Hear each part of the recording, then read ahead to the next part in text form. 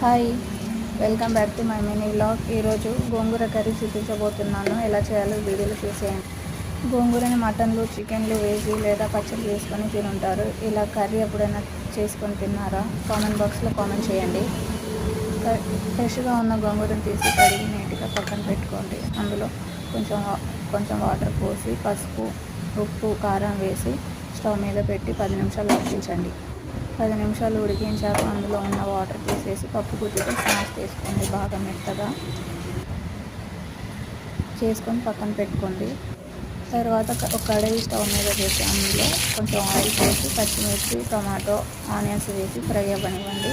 Fry అయ్యాక salt, పసుపు, కారం వేసి ముందుగా రెడీ చేసి పెట్టుకున్న గోంగూరని వేసి కలపండి. 2 మినిట్స్ తర్వాత దించేయండి. గోంగూర కర్రీ రెడీ. వీడియో నచ్చితే లైక్ చేయండి, షేర్ చేయండి, సబ్స్క్రైబ్ చేసుకోండి.